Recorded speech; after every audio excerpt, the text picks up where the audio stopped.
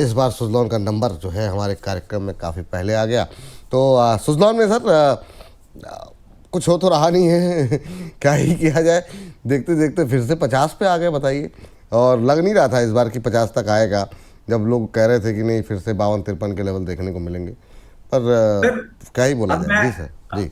अब मैंने एक गलती तो कर दी है। हम्म। और मैंने गलती क्या करी है सर, जैसे ही आपने सुजलॉन की बात करी और आपने जिस तरीके से कहा ना कुछ हो तो रहा नहीं है, हम्म। मेरी उस पर हंसी छूट गई। मेरे को पक्की बात पता है।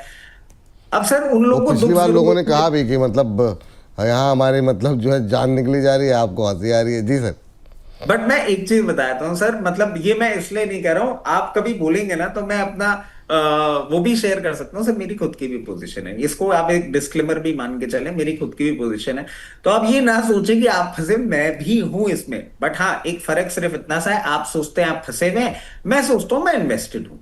और सर बहुत क्लियर बात है, हमने इन रिजल्ट्स में पूरी क्लियर केस सिचुएशन बनती हुई देखी कि रिजल्ट्स तो इंप्रूव हो रहे हैं। अब ये अंडर परफॉर्मेंस क्यों कर रहा है सर, वही बात निकल के सामने आती है कि इस पे सप्लाई केस बन रहा है। अब जिस तरीके से इसने ये मूवमेंट किया है, मुझे तो लग रहा है सर सप्लाई भी थोड़ा सा नीचे शिफ्ट होता जा रहा है। जिन लोगों ने नई पोजीशन बनाई है, मत बनाइए, नहीं चल रहा स्टॉक। लेट्स बी ऑनेस्ट, हम कुछ भी बोल दें, कुछ भी सोच लें, अगर स्टॉक नहीं चल रहा है फिर मैं आपको बोलूं कि नहीं चलेगा ही चलेगा, आप पोजीशन बना ले।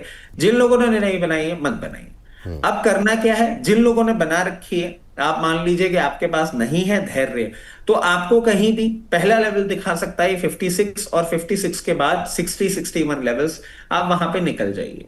अब जो फ्रेश एंट्री की बात कर रहे हैं, उनको मैं बहुत क्लियर केस बोल देता हूं। अगर आप में पेशेंस है तो करंट लेवल्स पे भी बनाइए।